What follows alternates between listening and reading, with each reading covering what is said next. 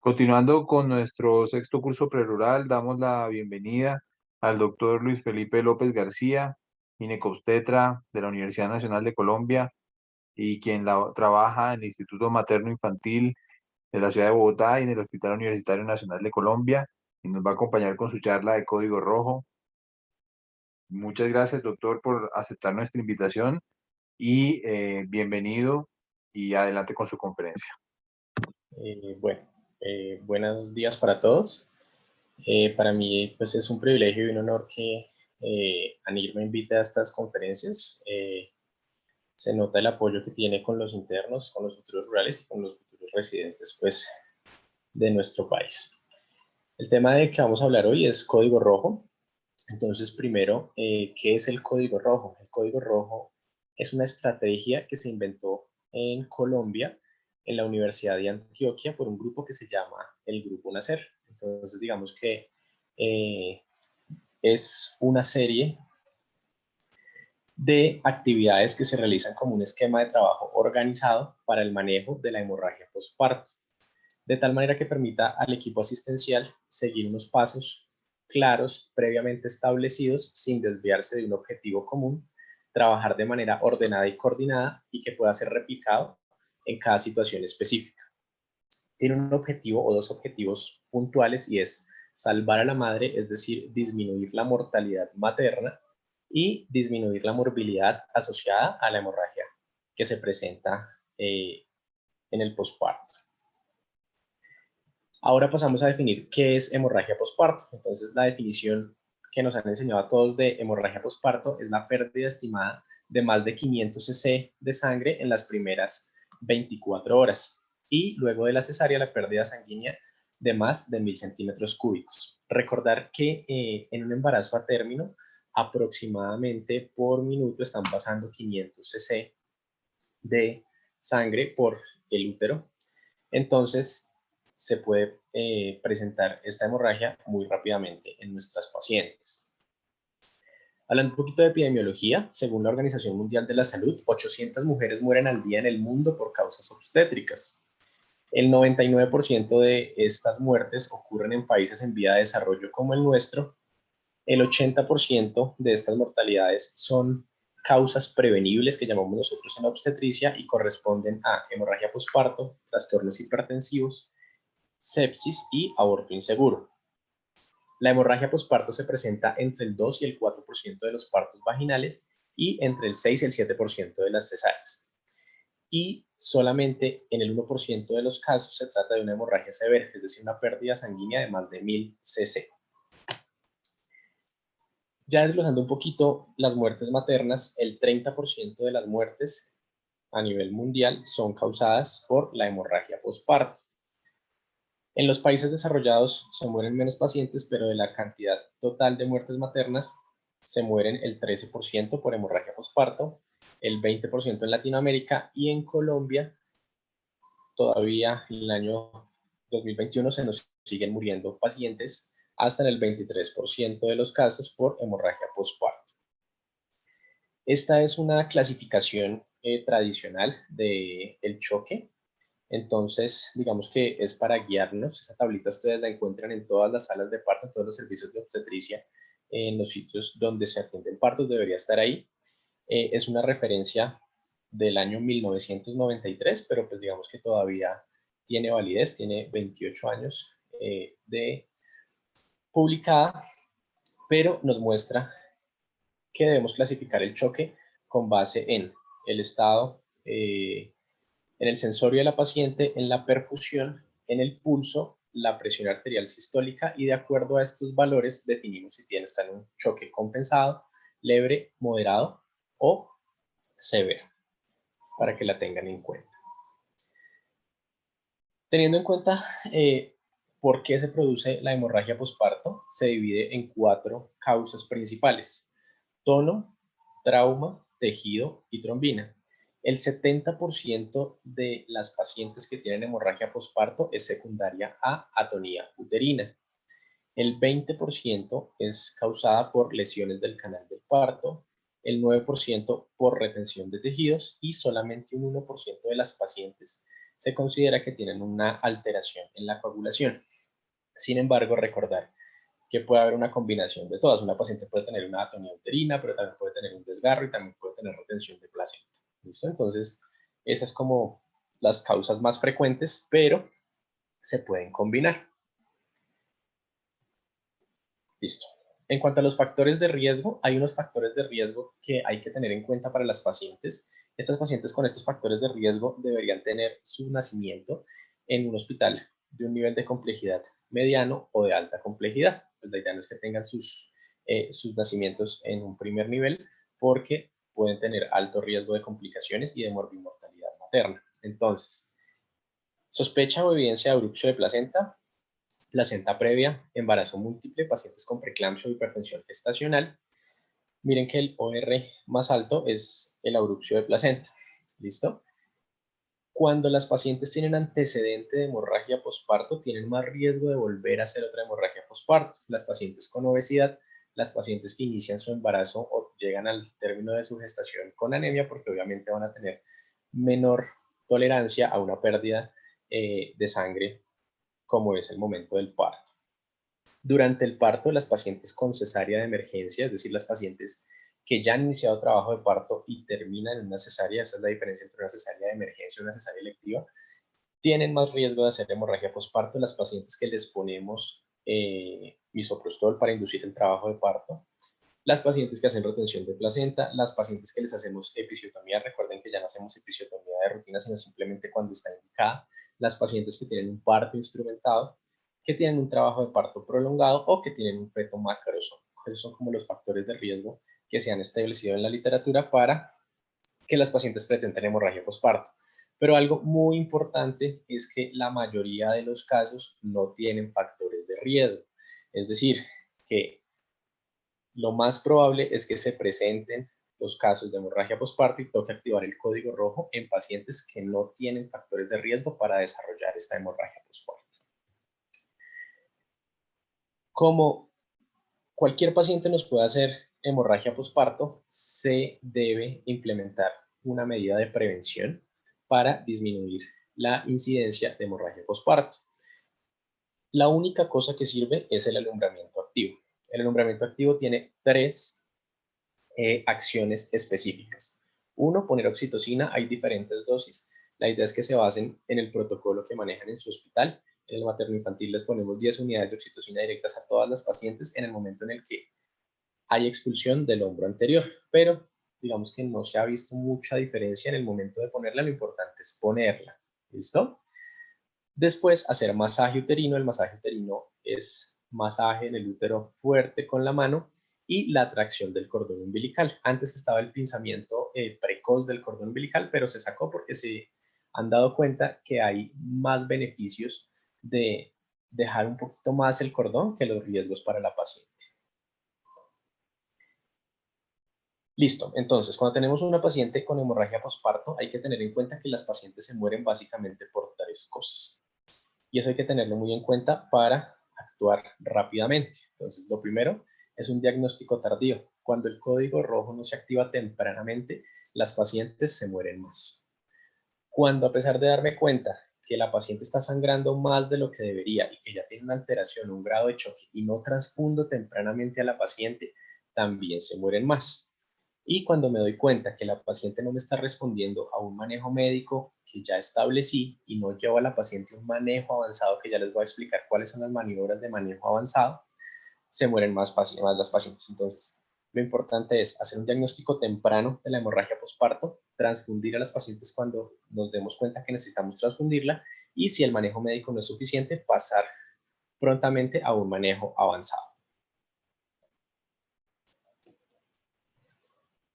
En cuanto al diagnóstico de la hemorragia posparto, digamos que depende mucho de quién esté atendiendo el parto o quién se da cuenta del sangrado. Entonces, este es un estudio que hicieron en la Universidad Nacional donde evaluaron la estimación visual versus recoger la cantidad de sangre en una bolsa recolectora que medía la cantidad de volumen. Entonces se dieron cuenta que la estimación visual era poco confiable y que tiende a subestimar el volumen. Entonces, por lo general, la persona que está atendiendo el parto tiende a decir que no sangró tanto. Entonces, esto hace que haya un retraso en la identificación de la hemorragia posparto y nos lleva a demoras en la activación del código rojo. La concordancia entre la estimación visual, es decir, el ginecólogo que estaba atendiendo el parto dijo sangró 500 o sangró 600, y realmente ese era el volumen recolectado, solamente fue del 0.72, es decir que es, desde mi punto de vista, bastante bajo. El índice de choque es un índice que se inventó primero en trauma y se basa en la frecuencia cardíaca sobre la presión arterial sistólica. Se ha propuesto como un marcador temprano de compromiso hemodinámico y es un predictor de la necesidad de transfusión de hemoderivados y desenlaces obstétricos adversos. A mayor índice de choque es mayor la probabilidad de morbimortalidad materna. Hay un problema con los puntos de corte, digamos que no se ha establecido como tal un punto de corte, pero siempre que ustedes tengan un índice de choque por encima de 0.8, esa paciente tiene probabilidad que se les vaya a complicar, entonces toca actuar más rápidamente. El número mágico que yo siempre les digo cuando están rotando conmigo en sala de partos es 1, es decir, si ustedes tienen una frecuencia cardíaca en 100 y una presión arterial sistólica en 100, esa paciente tiene riesgo de complicarse. ¿Listo? Ya después de que tenemos el diagnóstico, vimos todo lo que nos puede pasar, vamos a definir ahora sí y vamos a encaminarnos en qué es el código rojo. Entonces, como les dije, el tratamiento de la hemorragia posparto es una serie de acciones secuenciales, coordinadas y oportunas realizadas por un equipo interdisciplinario y cuyo objetivo central es disminuir la morbimortalidad materna originada por esta causa. ¿Qué quiere decir esta serie de acciones secuenciales? Que cada integrante del equipo de atención de emergencia obstétrica tiene unas funciones establecidas. Debe haber idealmente 2 médicos, un enfermero jefe, una enfermera jefe, auxiliar de enfermería, un camillero, y cada quien debe saber qué toca hacer en el momento específico de la activación del código rojo. Por eso es importante que en sus sitios de trabajo, si van a atender partos, que es muy probable que lo hagan en sus rurales, digan y definan cuál es la función de cada persona e integrante del código rojo. Recuerden que si están en un sitio donde ustedes son los únicos médicos, ustedes son los que deben llevar el liderazgo y definir las funciones de cada integrante del equipo.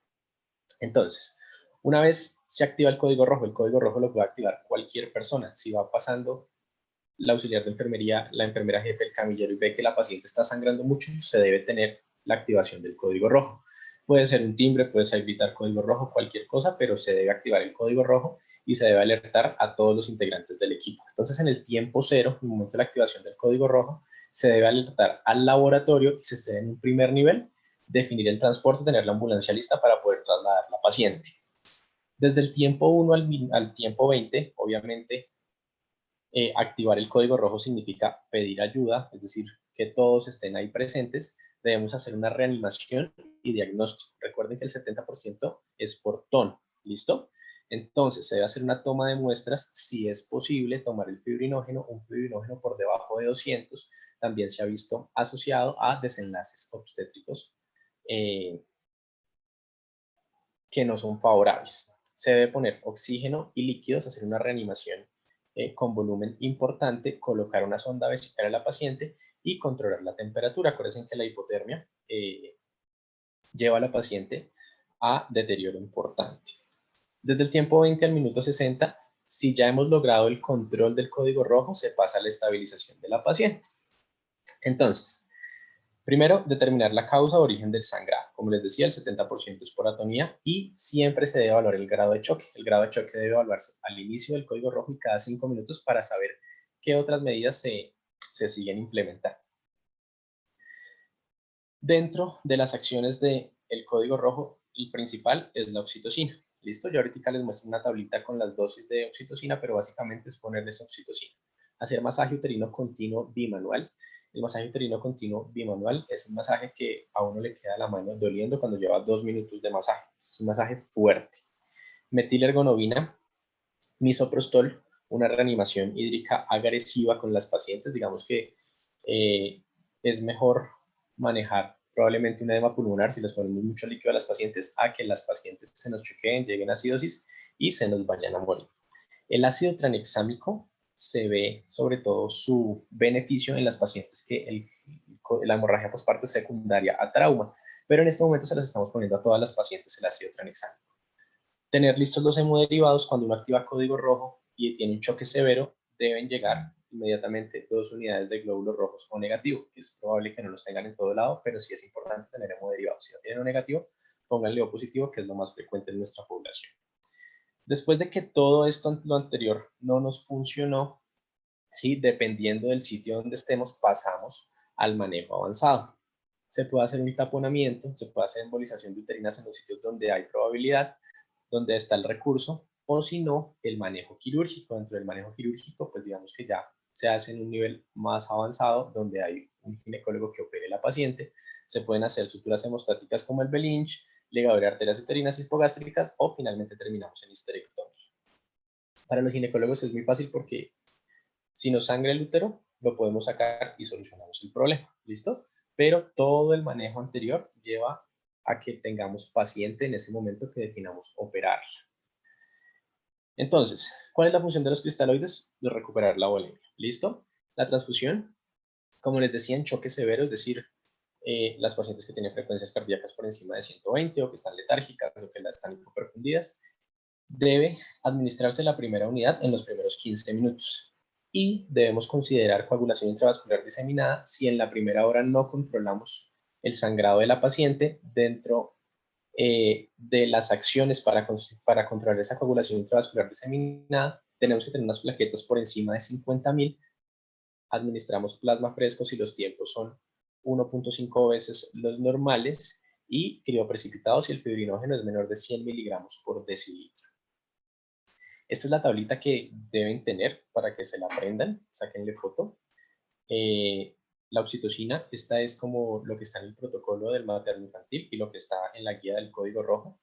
Se hace una mezcla de 40 unidades en 500 cc de lactato de solución salina de lo que quieran y la pasan a 125 cc hora en infusión continua. Si no tienen bombas subrurales, la ponen ahí a que gotee no tan rápido, no tan despacio, más o menos. ¿Listo? Metilergonovina, las ampollas vienen de 0.2 miligramos, se administra intramuscular, ¿sí?